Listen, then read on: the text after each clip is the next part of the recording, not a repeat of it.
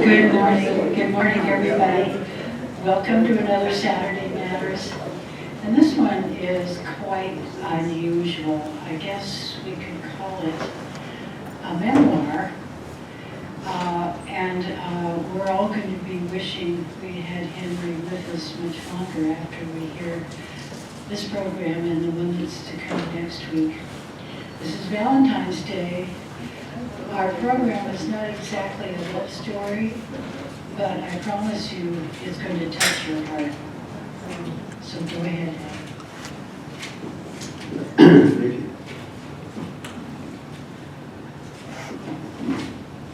Active Duty, Memoirs of Love and Peace, War and Peace by Henri Hardenberg.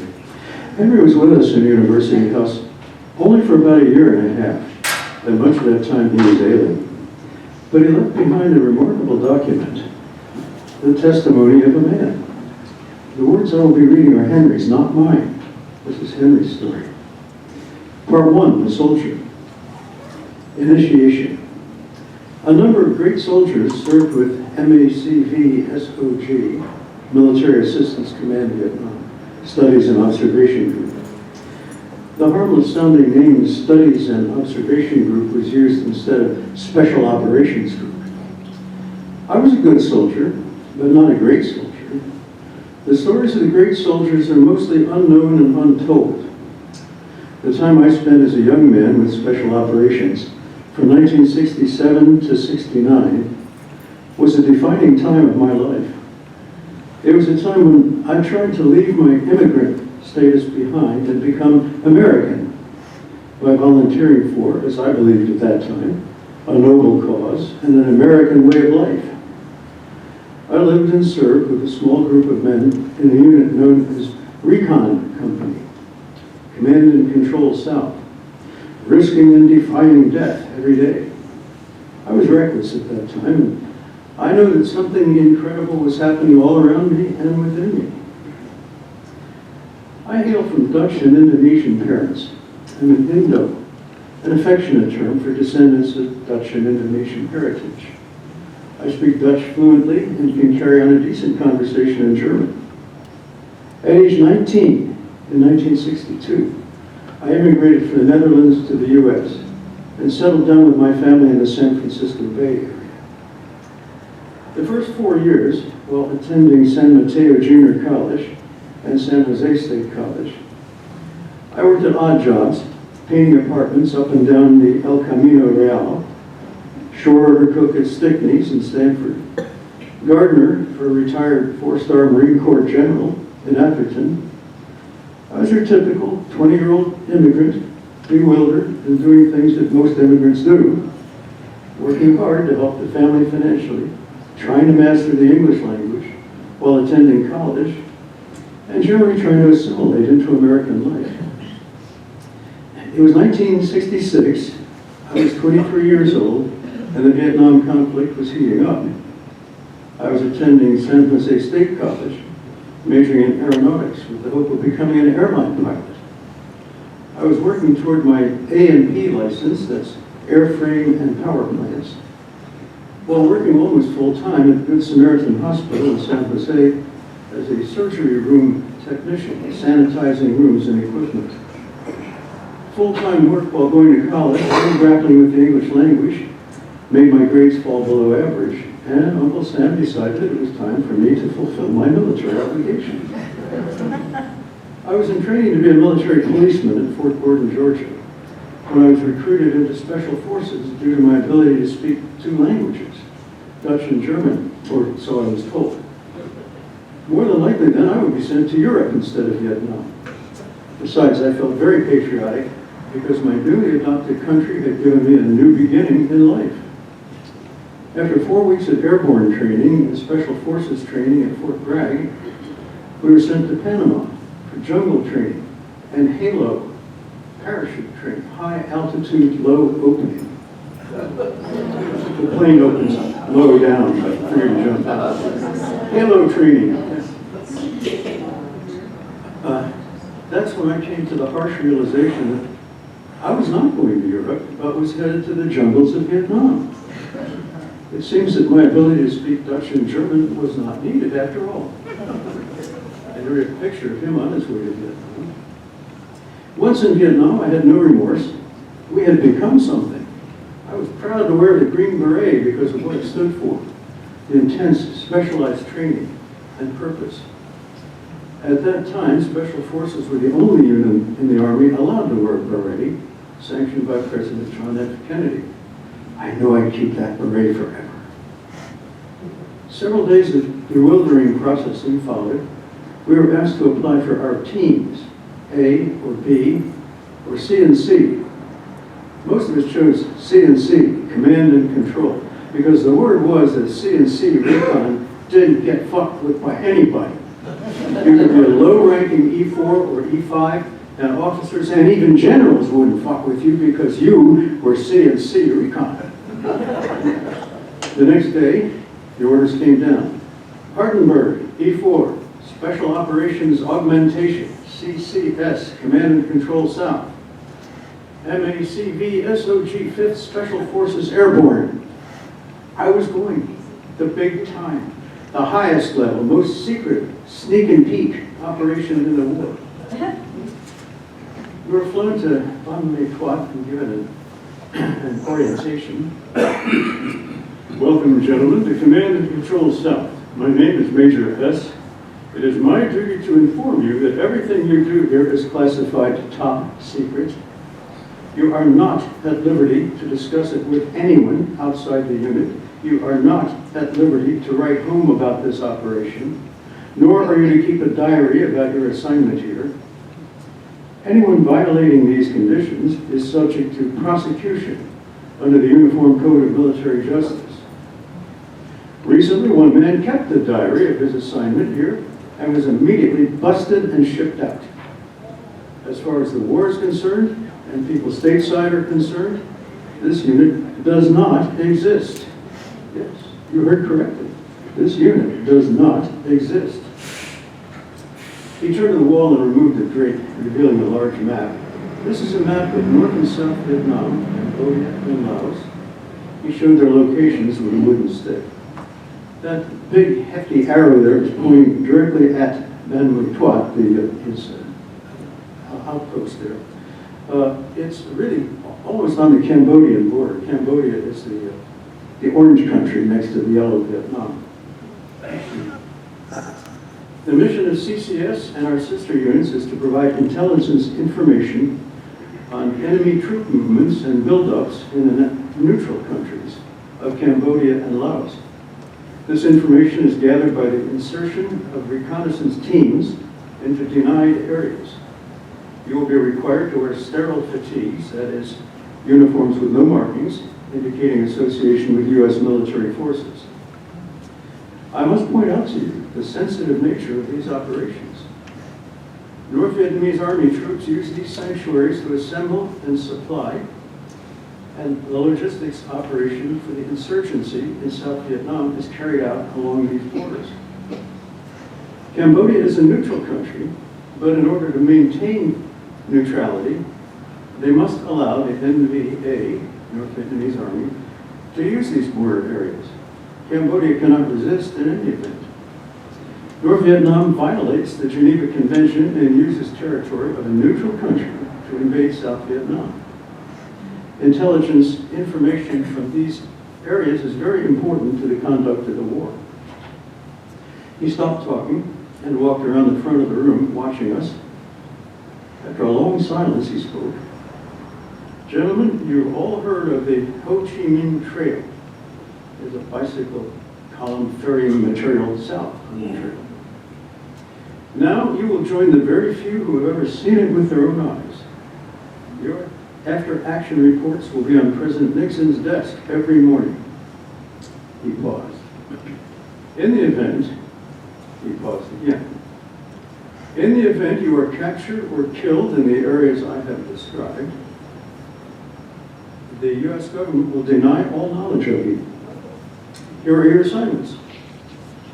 One more item, the Major said, Hardenberg, you have been promoted to E5. Congratulations. And handed me my orders, promoting me to Buck Sergeant, 3 striper. I noticed the effective date of the promotion was the day I left the States. Must have followed me to Vietnam. There was a short applause from the other guys. "Guess who's buying beer tonight?" one of them said. It's a picture of the compound then, which looks pretty isolated and forlorn. Yards and grenades. I ran a lot of missions with the Montagnards, primitive tribal people. You can see them on the there. Primitive tribal people who lived in the central highlands of Vietnam. Yards, as we affectionately called them. I helped them learn English, taught them weapon skills, and the art of throwing hand grenades. An ethnic minority in Japan, short of stature, stocky, square-faced, Montagnards were regarded as Moi, or savages, by the Vietnamese, who by contrast were slender, lighter skinned, and lived in lowlands and cities. The Yards were easy to recruit. They nursed a smoldering hatred of the Vietnamese that had been nurtured by generations of prejudice, abuse, and neglect. The opportunity to kill Vietnamese appealed to them. We tried to instill in them they should kill only North Vietnamese. I had a special fondness for Chewy. I called him Chewy because he was always chewing on betel nut, causing his teeth to stain red. He was one hell of a little warrior, and I think he appointed himself as my bodyguard because he hardly left my side. I pulled many missions with him in 1967. When I left Vietnam, he came to my tent that last day and said to me, "You number one. You come back, Vietnam." I said, "No, Chewy, I won't come back." He said, "Yes, you come back when we kill all the North Vietnamese. You come back and help us kill all the South Vietnamese." The scariest thing I did in the Vietnam War was to teach the Yards to throw hand grenades. Montagnards culturally do not throw. They have no games requiring throwing. They don't even throw rocks at their chickens. Hand grenades are heavy, each weighs about 2 pounds. They're not easy to throw, even for athletic Americans. We had to start from scratch. We began with small stones thrown at close targets and gradually increased the weight and distance. This was all taken in good spirits by the Yards, who were more than willing to humor the crazy Americans, so long as they got to kill some North Vietnamese. The final exam in hand grenade training was to throw a live grenade over a 4-foot earthen berm. The student would crouch behind the berm with an American instructor, pull the pin, and lob the grenade over the berm. Not all students passed this exam. All too often, a poorly thrown grenade would fail to clear the top of the berm. Instead, it comes skidding and tumbling back down the slope, hissing softly and trailing a thin spiral of smoke toward the fear-paralyzed student. The instructor had 3 courses of possible action, depending on the location of the grenade and the time available, 5 seconds or less. He could pick up the grenade and throw it over the berm. He could kick the grenade into a nearby trench dug for the purpose, or he could grab the student and dive into the trench. The last option was the least desirable. I'm going to pause here for a personal anecdote. In Army basic training, I flunked at hand grenades. It's basically the same drill. You pick up the live grenade and throw it over an earthen berm. But I, tired and perhaps wandering in my mind, I merely lobbed it, not threw it. Next thing I knew, I'd been knocked flat by a sergeant. And we, the sergeant and I, lived to tell the tale. Back to Vietnam. The bottom of the trench was knee-deep mud, a mixture of monsoon rains and loose earth, stirred up by exploding grenades. A frantic dive into the trench and the subsequent mud-soaked exit was a source of great amusement to the tribesmen.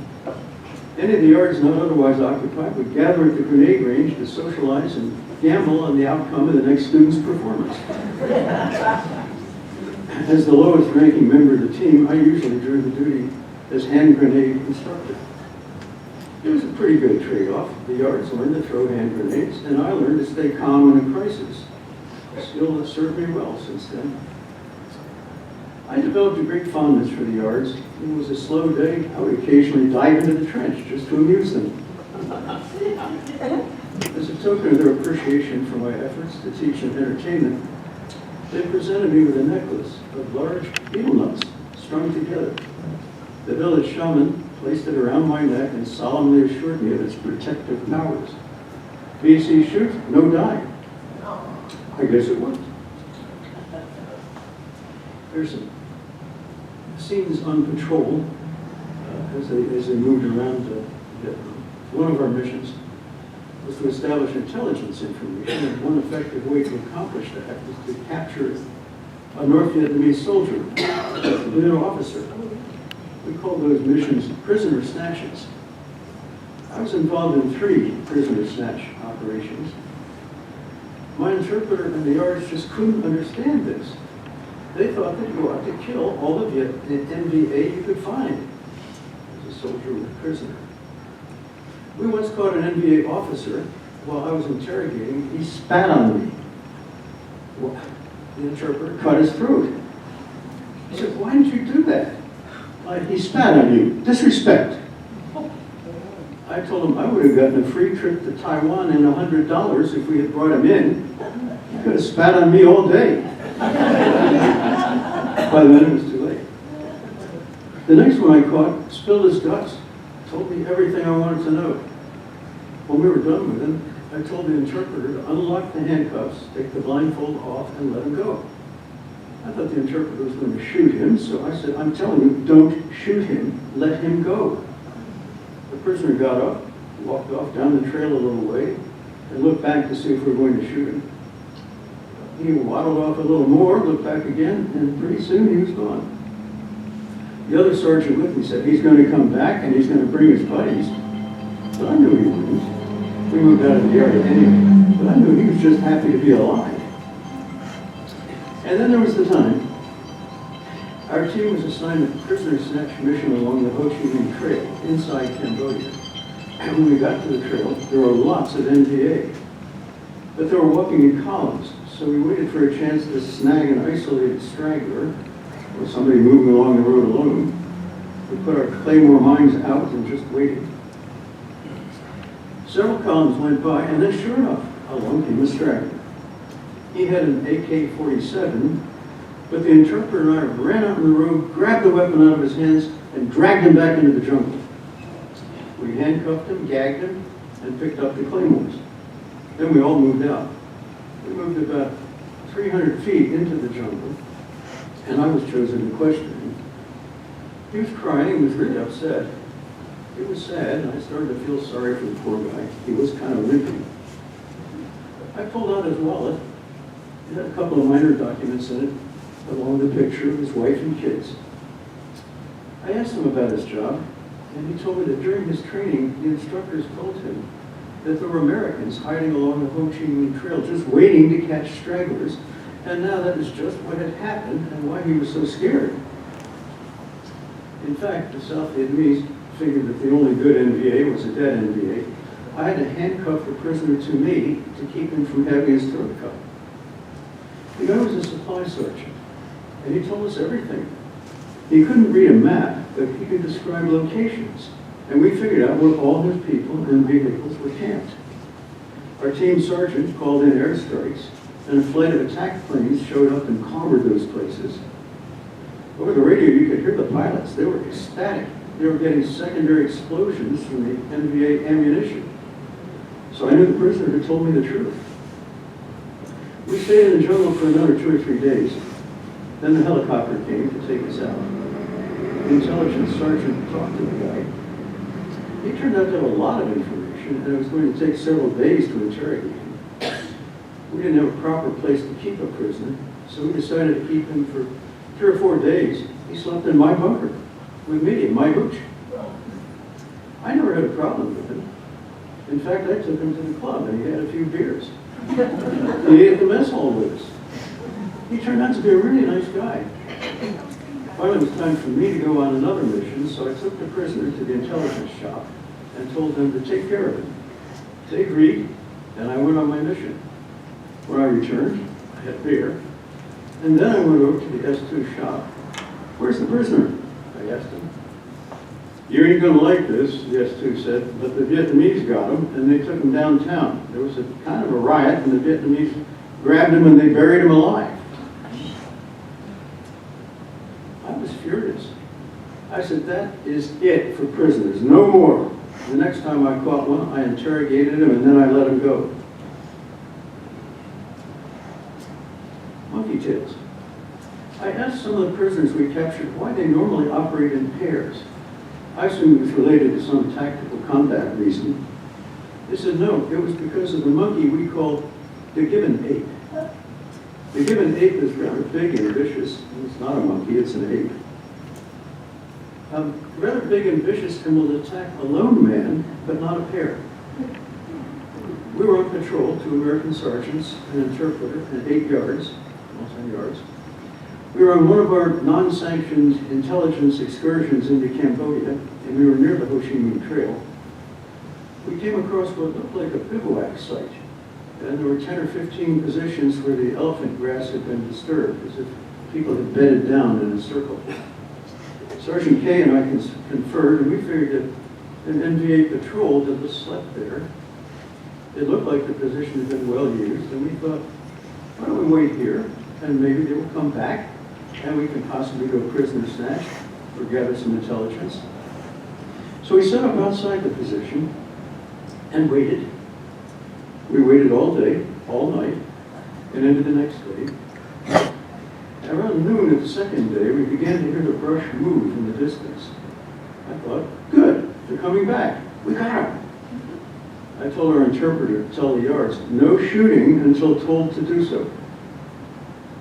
As the sound got closer, I could see the brush moving, and out came these gibbon apes. They have white faces, and they were walking along in single file, patrol file. They kept moving toward us, and finally they got quite close. I told the interpreter to tell the guys, don't fire. Then one of the apes saw us. It held its hand up, just like the hand-arm signals we use on patrol. They all stopped and looked at us. One picked up a stick and started threatening with it. It moved closer, and the interpreter tried to push it away. It swung at the interpreter and hit him in the face with a kind of slapping punch that made his nose start to bleed. Then the rest of them started throwing things at us, so we opened up on them by firing over their heads. And they finally took off. I was really impressed. These apes were using good patrolling techniques. Maybe we should have sent them to ranger school. Live and let live. I went on several clandestine missions into Cambodia to mine the Ho Chi Minh Trail. The way we accomplished these missions was that the intel shop would tell us where they wanted the explosives or mines placed, usually at a strategic location. Then they'd fly us in on the slicks, that's helicopters, drop us off a few kilometers from the trail, and we would move up to the designated location. Once we got close, the team spread out on line and then moved up to the trail itself. We set up on the trail with an ambush point man on one end and a tail gunner on the other. My job as the demolitions man was to set up the mines while the rest of the unit covered them. On one of those missions, we set up in the usual way, and I started digging with my K-bar knife. The dirt on the trail was extremely hard-packed from the passage of all the trucks, and digging was quite difficult and slow. I had just gotten a pretty good-sized hole dug and was just about to put in the mine when one of the guys on the team hand signaled that someone was coming. I picked up the mine and moved back into the brush out of sight with my rifle at the ready. The sentry, a North Vietnamese in uniform, sauntered up the trail with his AK-47 slung over his shoulder behind his back. He got to the freshly dug hole, looked down, and kept looking at the hole in the fresh dirt. Then he started exploring and walked off the trail into the brush, right toward me. I was 15 or 20 feet off the trail, and he just walked right up to me. He never unslung his rifle, which was still behind his back. But I had my CAR-15 pointed right at him, right at his face. He looked at the rifle, and he looked at me and my camouflaged face, and he didn't know what to do. Well, I smiled at him, thinking, your ass is in big trouble now, buddy. He smiled back, then he backed up, got back on the road, and kept on walking. I let him go. I really didn't want to shoot him. I really couldn't shoot him. If I had shot him, his buddies would have known where we were. So I thought, the heck with it. He never went for his weapon. I watched him back up the road and figured that he would try for his weapon when he got to the road, but he didn't. He started walking, and I just let him go. I went back out, finished putting the mine in, put the dirt back over it, wet it down with water from my canteen, and we pulled back to a RON, R-O-N, remain overnight site, not too far away. That night, about dusk, we heard the trucks fire up, and a little while later, we could hear them pull out. I thought, I don't believe it. Then a little while later, we heard the mine go off. I could not believe it. He didn't tell anybody. I wondered why. Could it be that he did not believe in the war anymore and was only doing what he was forced to do? Or did he, in one of those days, the ones I'm very familiar with, the ones where you were tired of the killings and you just wanted to take a break, to just live and let live? Disillusion. Charlie, the Viet Cong. Charlie was more than a distraction. I walked in his deserted campsite, saw the grass hooches, stores of rice, saw clothes hanging to dry on sticks in the ground, examined trenches and bunkers that he built. I crept close to him and listened to him talk in the night while I crawled up to him. I sat on trails and watched him walk by. I could even smell him. I began to question his motivation when I saw the hardships he endured. Why did he fight on in the face of superior firepower? Why did he walk down the miles of trails and live in such primitive conditions in the middle of the jungle? The heat, and the insects, and the snakes, and the rain. And I was only inserted for a few days and then pulled out by the choppers. I didn't have to live there like Charlie did, or like some of the guys in our own conventional units. One day I was talking to our interpreter, Ty, who was a diminutive man even for a Vietnamese, older than most men in recon. He was well past 30, and usually reticent. I tried to talk about politics as I had before, and got nowhere. What do you think about the Americans being here, I asked. Usually he responded with a nod and a number one. This time he just shrugged and looked away, saying nothing. I waited. By this time we were very well acquainted. Perhaps he trusted me a little. Finally said, the Americans will leave just as the French did. Just as the French did. You mean Dien Bien Phu? The final battle that drove the French colonists out. I wanted him to elaborate, but he would not. What about democracy in South Vietnam, I asked. He smiled ironically. Who is father of your country? The father of my country? I hesitated, wondering why he'd asked me the question. George Washington, I suppose. Yes, George Washington, he nodded. Ho Chi Minh is father of my country. I was astonished. This was our interpreter, with whom I'd been to the field many times. After a silence, I asked, do you really mean that? He smiled his best Asian smile. The lines in his face turned upward. No worry. Why are you fighting on this side? I asked. He looked at me for a second. This is my home. I work where I can work, feed my family. I do a good job for you. You ask me polite, I tell you we friend. No worry. When we go field, we friend. I do a good job. I thought about our conversations for days and contemplated reporting it to our intel folks. After all, he might pose a problem to our unit, and that he was from the other side. He might be an enemy agent. His words kept burning in my mind. I work here, feed my family. I do a good job for you. I decided to trust him, but of course kept a wary eye on him during our recon missions, and nothing adverse happened. I I came to realize in subsequent conversations with him that he did not care about our or anybody's democratic ways. All he cared about was keeping his family alive during time of war. And all I wanted to hear him say was that the Americans were great, and he was thankful for us being there. I forgot the fact that his country had gone through a similar upheaval with the French occupation. And I then understood his detached feelings. I'm glad that I made the right decision by not reporting him to our intel folks, but I was still somewhat disillusioned.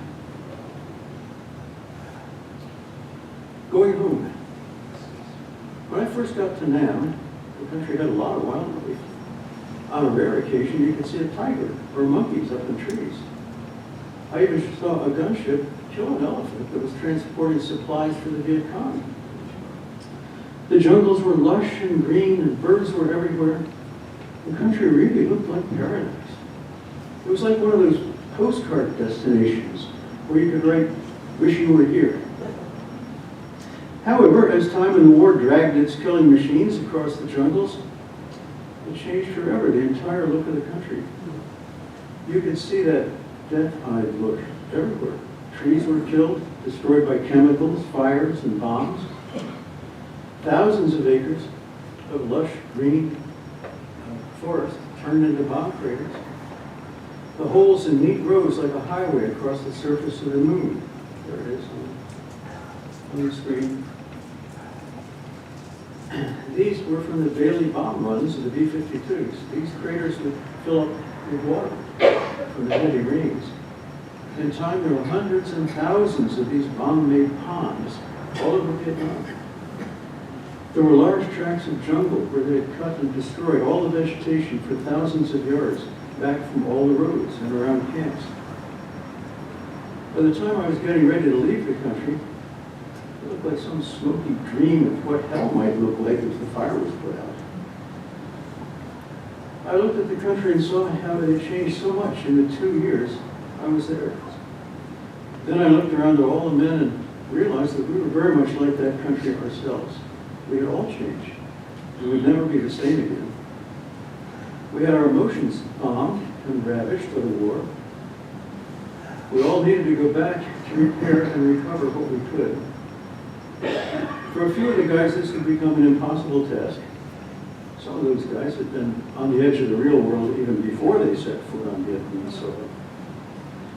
For others, it would be a slow process, but they would recover somehow. Some of these guys may still be fighting long battles within. For myself, I felt like I've been given a new lease on life. Reborn by all the experiences, I learned to become more focused on what was really important in life. That life was really about finding God and helping others. Nothing else was necessary. I had some very, very close calls. I saw and did things that I will never share. But I knew that God had taken care of me. I was grateful for all that I had. I was going to leave Nam with all my body parts and not in some plastic body bag. I would never again take life for granted. I want to live each moment and enjoy the small things once again, like hot showers and cold milk. I was ready to leave Vietnam and did not want to look back. I did not know all that awaited me on my return stateside, but I was willing to trade for what I had there. The day of my departure, I got up early and said my goodbyes to all the guys. I did not want to make a big deal out of it. I knew they still had to be there after I flew away. I did not want to bring them down emotionally. I walked around the camp, said goodbye to my Montagnard friends, and took a last look where I had spent 2 years of my life. I took an early morning chopper flight to Consulat Airfield, where a civilian airplane was waiting on the tarmac. My duffel bag was loaded on the plane, and we were instructed to run from the terminal to the plane in case the Viet Cong Charlie was going to fire mortars at the waiting plane. I stopped and took a long last look from the top of the stairway as I entered the plane. The aircraft was full, and there weren't any real conversations, just a few words here and there. We were all waiting for that freedom bird to lift off the runway.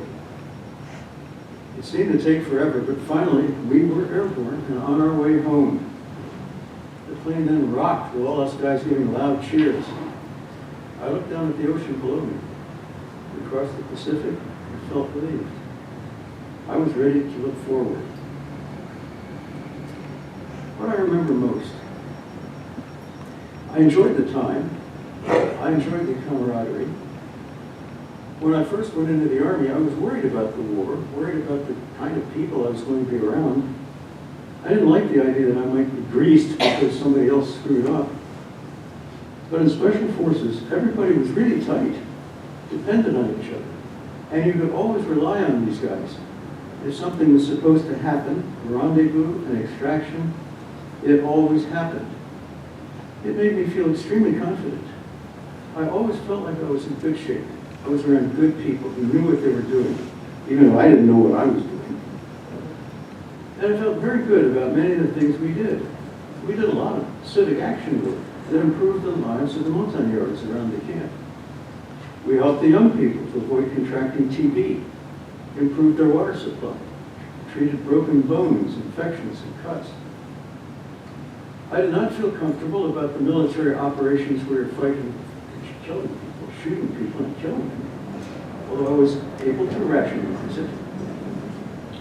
It was a very emotional experience for me. When I start thinking about it now, it still has a weird effect. I don't mind necessarily, I just get reflective. The small group and the close-knit nature of the team had a lot to do with my ability to tolerate things like that. My team sergeant was a crusty old guy, a veteran of Korea before Vietnam. His decorations filled up all the available space on the dress greens. I went out and went on missions that would sound just about impossible, but I did them with people I was close to, that I had confidence in, and thought nothing of it. If you planned it right, used your brain, you could find a way to get it done. I had so much confidence in my team that I never really worried. When it was time to go, it was a hard decision to leave the Army. Reflections. I took some enemy lives during my 2 years in Vietnam. I cannot estimate how many, nor is the count relevant. In most cases, it came down to a choice, either my life or that of the enemy. I have no regrets and make no apology for killing my enemies, because I felt that I was protecting the lives of people on the American South Vietnamese side of the war. That was my job, and that's what I was trained for. I've gained much therapy from writing my memoirs. When a person is taken out of a normal life for an extended period of time and is directly faced with killing, deaths of friends, lack of sanitary facilities, festering sores, lack of clean water, proper nutrition, a necessary shift must take place when returning to the pre-war normal life. My outlook on life has clearly changed. Material things and possessions are less important now. I feel that I'm not well adjusted socially. I'm easily turned off by dishonesty, by social gossip, about people and possessions. I have always been proud to have served my country in the way that I did. However, I deeply regret that my teammates will never enjoy the full life which was theirs to have. I do not care if certain elements of society misunderstand why and what I did in Vietnam. It was my decision, based on what I have seen and endured in different parts of the world. My experience at the Vietnam Veterans Wall was indeed the beginning of the change. It supplied the need to let go, the push to write some chapters about my experiences in Vietnam. I confess that my memory is not capable of recalling the exact words people spoke, including my own conversations in Vietnam. I kept no journal because there was no time for that. The wall. Isn't that a beautiful photograph? To touch it is to find a measure of peace within myself.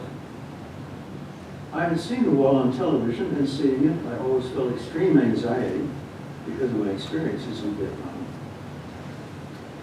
I never dealt with those feelings as they occurred, and they usually passed without causing me any lasting emotion.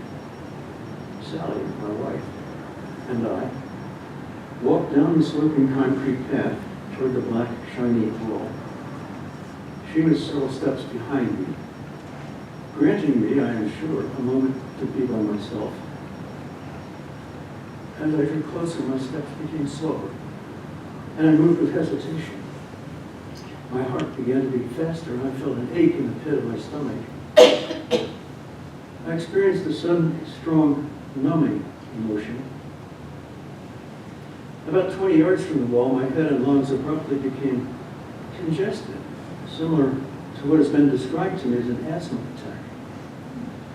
I fought hard to hold back my tears for the 3 friends who died, their lives wasted, tears for the public's opposition to the war and its veterans, and tears for the 2 wars I had fought, one abroad and one at home, within myself.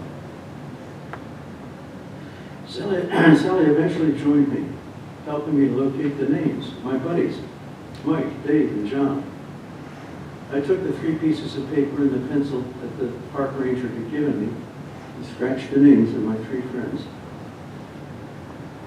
Afterward, Sally and I sat on a bench before the wall. Within moments, the 3 faces, Mike, David, and John, came before me. It seemed a living nightmare. I started to convulse, choking cries.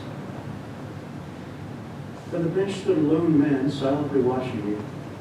His facial expression seemed to say, "It's okay, buddy. Let it all out. I understand. It's got to come out. You've held it inside too long. Let it all out now. You'll feel better in a minute." Then he was gone. Sally insisted she had not seen him. The war is over for me, but it will always be with me. I felt that our trip to the Vietnam Veterans Memorial helped bring Sally and me closer together. I'm able to look forward to the future instead of dwelling on the past. My grief helped me to understand that the pain of war could go on much longer than the actual battle. This was the man, Henri Hardenberg, at ease. Next week, Active Duty Part 2, Henri Hardenberg, the cop.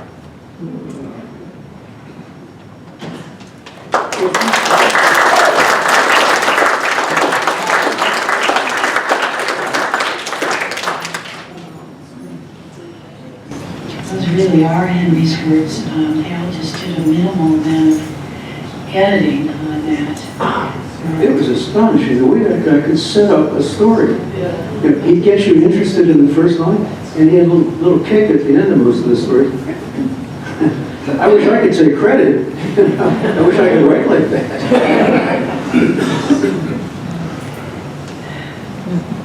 Does anyone have comments or questions? We're all thinking you're better now.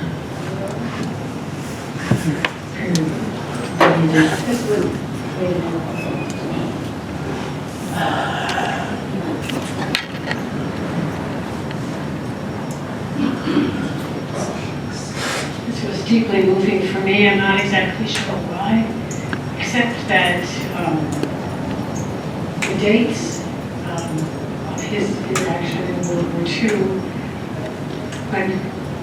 when I was born in May of 1945, my uncle, who had jumped on D-Day, came and held me for my baptism. Shortly after that, he died, because he had some very serious injuries from the war.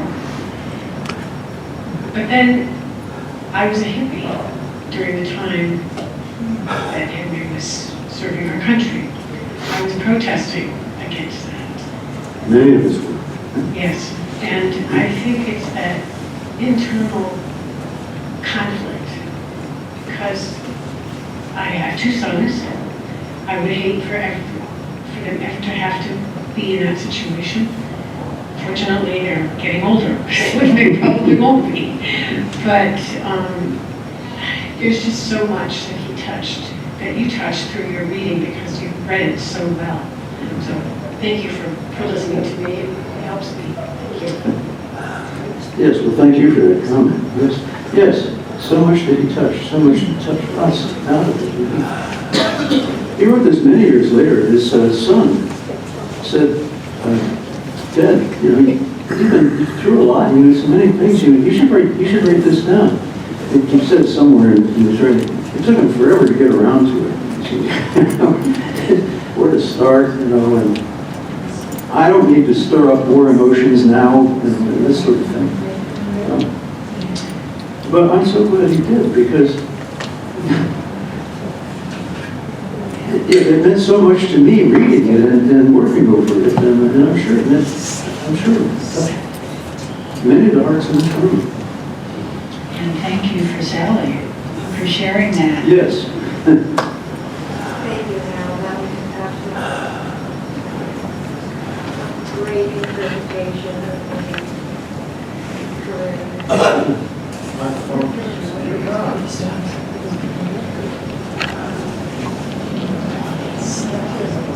Any more? Well, thank you very much, and be sure to come next week. Oh, did Al want to say something? I'm sure people would like to be here who can't. So in a couple of days, this will be posted on YouTube, and I'll send links to Sally and Hal. Yes, thank you. Thanks for reminding us of that. Good. Yeah, thank you. And there will be his second career in law enforcement next week. Happy Valentine's Day.